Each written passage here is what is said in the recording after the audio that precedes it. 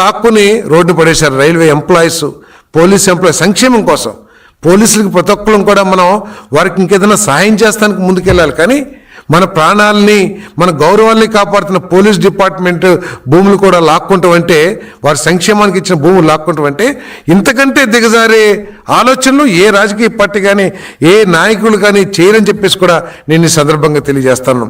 ఎందుకు హత్య జరిగింది ఈరోజు? ఏదో రియల్ ఎస్టేట్ లావాదేవీలు లేదా పంపకాల్లో తేడాలు అంటున్నారు.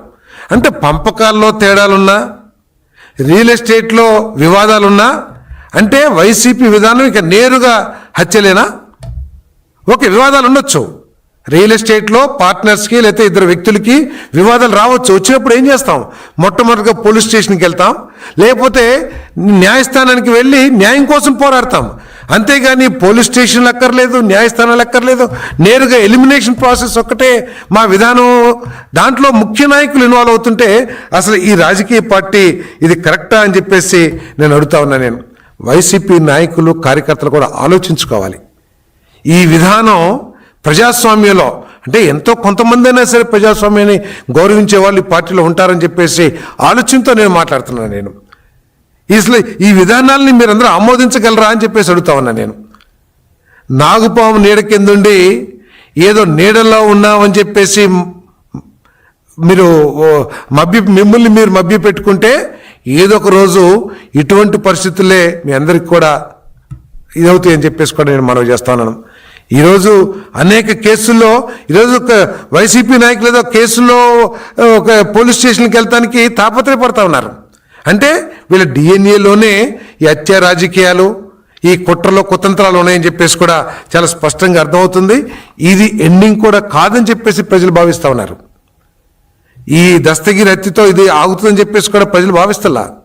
ఇటువంటి హత్య రాజకీయాలు భవిష్యత్తులో కూడా వైసీపీ నాయకులు, వైసీపీ అభిమానుల ద్వారా జరుగుతాయని చెప్పేసి ప్రజలు ఇంకా కూడా భయపడతా ఉన్నారని చెప్పేసి కూడా నేను మనవి చేస్తాను. ఏదేమైనా సరే ఇటువంటి హత్యల్లో ఎంత పెద్దవాళ్ళు ఉన్నా సరే, వెనక ఎంత పెద్దవాళ్ళు ఉన్నా సరే ఎవరిని ఈ ప్రభుత్వం వదిలిపెట్టబోదని చెప్పేసి మనవి చేస్తాను. నేను క్షుణ్ణంగా డీప్గా వెళ్ళి ఎవరెవరిని వీరు మోసం చేశారో, ఎవరెవరు ఈ ఇటువంటి హత్య కేసుల్లో ఇన్వాల్వ్ అవుతున్నారు, ఏదైతే 2019లో మభ్యపెట్టి ప్రజల్ని పక్కదో పట్టేసే ప్రయత్నం చేశారో అటువంటి కుతంత్రాలు ఇంకా ముందు జరగవని చెప్పేసి కూడా నేను సందర్భంగా స్పష్టంగా చేస్తాను. ఎంతటి పెద్దవాళ్ళు ఉన్నా కూడా వాళ్ళ మీద మరి చర్యలు తీసుకుంటాం. 5 సంవత్సరాల్లో ఇటువంటి భూ వ్యవహారాలు, ఇటువంటి లావాదేవీలు, ఇటువంటి భూ కబ్జాలు ఏదైతే ఉన్నాయో వాటన్నిటిని కూడా తీసుకుంటామని చెప్పేసి కూడా మనం చేస్తాను. అసలు ఇవన్నీ చూస్తూ ఉంటే ఈ రాష్ట్రాన్ని ఏం చేయాలని వైఎస్ఆర్ కాంగ్రెస్ పార్టీ ఆలోచిస్తుందో ప్రజలందరూ కూడా ఆలోచించాలని చెప్పేసి నేను విజ్ఞప్తి చేస్తా ఉన్నాను. నేను ఇటువంటి వాతావరణాన్ని, ఇటువంటి హత్య రాజకీయాల్ని ప్రోత్సహించే ఒక ప్రతిపక్షం, ఒక రాజకీయ పార్టీ ఉంటే ఈ రాష్ట్ర మనుగడ ఏమవుతుందో అని చెప్పేసి కూడా ప్రజలు ఆలోచించాలని చెప్పేసి మనం చేస్తా ఉన్నాను. నేను ఇటువంటి హత్య రాజకీయాలకి ప్రభుత్వం చూస్తూ ఉండదు. కఠినాతి కఠినంగా ఎంత పెద్దవాళ్ళు ఉన్నా సరే వీళ్ళ మీద శిక్షిస్తామని చెప్పేసి కూడా ఈ సందర్భంగా తెలియజేస్తా ఉన్నాను. నేను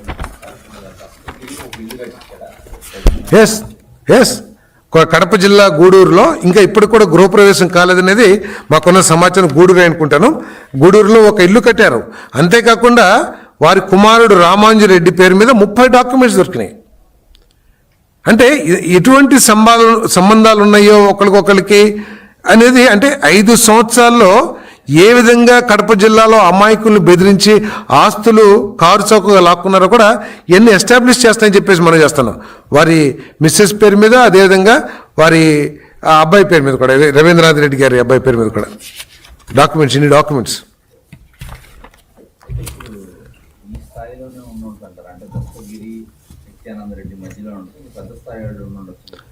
ఉంటుందని ఆలోచించాలి. ఎందుకంటే అదేదో 10 కోట్లు 20 కోట్లు అంటే ఏదో కింద స్థాయి వాళ్ళు అనుకుని ఉండొచ్చు. ఈరోజు బయటపడుతున్న డాక్యుమెంట్లు కానీ, అగ్రిమెంట్లు కానీ, లేకపోతే ఆ లెక్కల పేపర్స్ మీద ఆ పేపర్స్ అన్నీ కూడా ఎస్టిమేట్ చేస్తే 500 కోట్లు దాటిపోతుందని చెప్పేసి కూడా ఈరోజు వార్తలు వస్తూ ఉన్నాయి. అంటే ఇంత పెద్ద అమౌంట్ ఉందంటే మరి చిన్న స్థాయిలో ఏదో చిన్న చేపల్లో ఉంటాయని చెప్పేసి మరి ప్రజలు నమ్మట్లేదు. దీని వెనకాల పెద్దల హస్తం ఉందని చెప్పేసి కూడా భావిస్తానని చెప్పేసి మనం చేస్తాం.